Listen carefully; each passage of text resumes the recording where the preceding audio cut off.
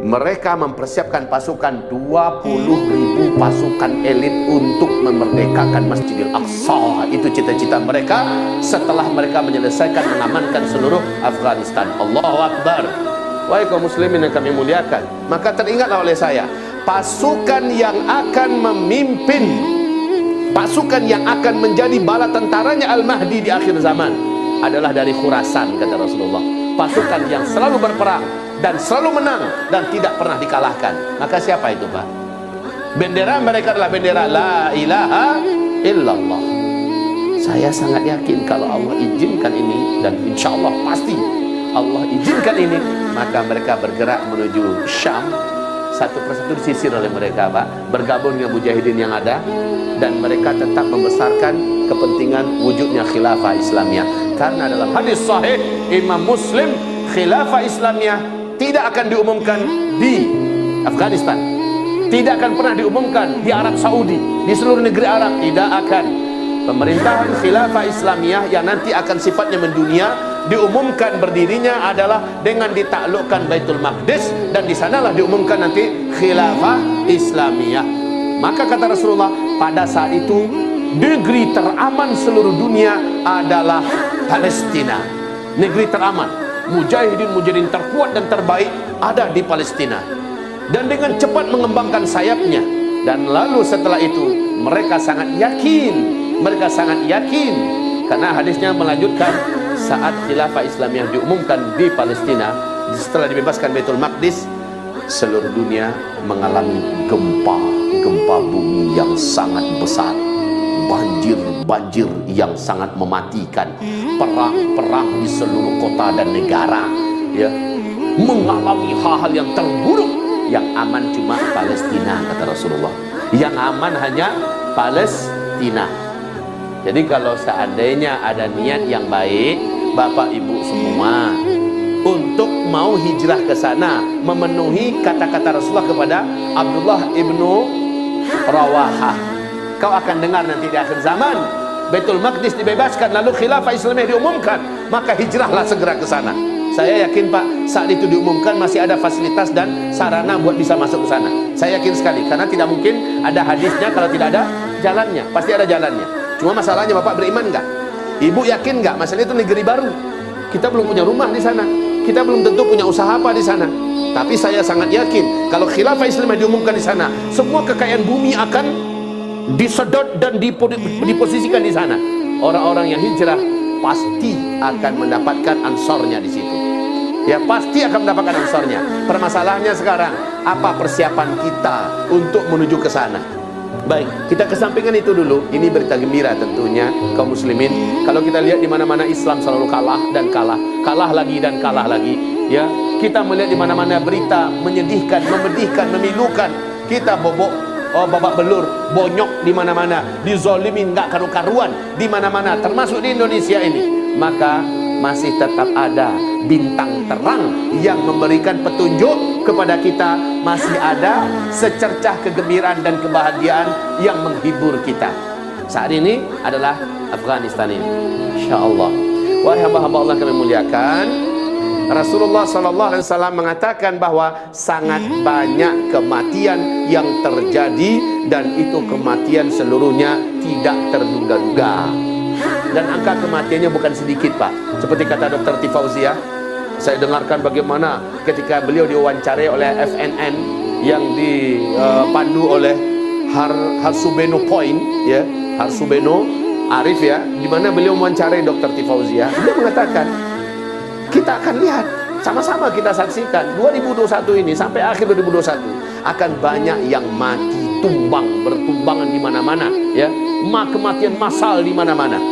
Nah, ibarat Allah yang kami muliakan, apa yang dikatakan oleh beliau sebenarnya nggak jauh-jauh dengan nubuat Nabi Sallallahu Alaihi Wasallam. Rasulullah SAW bersabda, nanti di akhir zaman kalian akan menyaksikan kematian manusia menjelang kiamat seperti, ya, menjelang saat-saat tanda-tanda besar kiamat akan muncul. Manusia akan banyak mati seperti penyakit yang ada pada kambing, sehingga kambing sedang berjalan mati, kambing sedang berumput mati, ya, kambing sedang santai mati, kambing sedang kawin mati, ya, pokoknya mendadak mati. Dan ini akan terjadi di akhir zaman. Ibarat Allah yang kami muliakan, kita kembali lagi, antara kematian mendadak semacam pilihan kita memang sudah tidak ada. Pilihan kita sekarang cuma memilih apa yang dikatakan Nabi. Kalau yang masih hidup, kata Nabi, bersabarlah kamu dan maksimalkan sholat kamu, baik sholat berjamaah 5 waktu di masjid, atau sholat tahajud, sholat duha, sholat sunat lainnya, perbanyak. Karena orang-orang yang tetap bersabar dengan konsep sabar yang dulu kita bedah ya. Ingat surat apa dulu yang kita bedah? Surat Ali Imran. Saat kita membedah surah Ali Imran tentang siapa sebenarnya orang yang sabar, kita sudah uraikan. Begitu yang sabar, mereka tidak mau menyerah, mereka tidak mau mengalah, mereka tidak mau mengibarkan bendera putih, dan mereka juga tidak pernah mau tunduk kepada kemauan musuh dan lawan.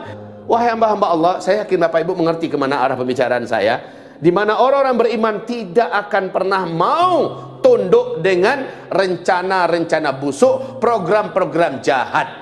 Dan Rasulullah sallallahu alaihi wasallam telah mengajarkan kepada kita, dan ini menjadi kesimpulan para ulama salaf, khalaf, seperti kata Sufyan ibn Uyainah, kalau ada orang kafir atau musuh Islam melakukan suatu program atau agenda yang mereka katakan itu baik, maka kamu wajib mendatangkan 1000 lebih alasan untuk berburuk sangka kepada mereka.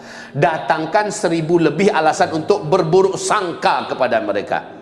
Itu nasihat.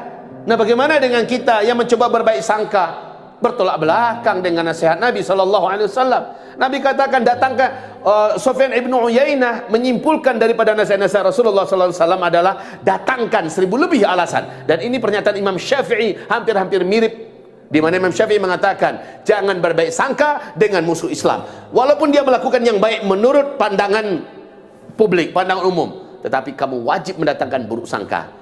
Ibarat Allah yang kami muliakan, baik ya, antara kita menjadi orang yang tidak bergerak tetapi tetap sabar, lalu kita tetap melaksanakan ibadah yang paling vital, yaitu sholat berjamaah, ke masjid tetap ke masjid, bagaimanapun kejadian dan keadaannya, berjamaah terus jaga berjamaah, dan jadilah kita di saf pertama terdekat dengan imam. Jangan pernah putus.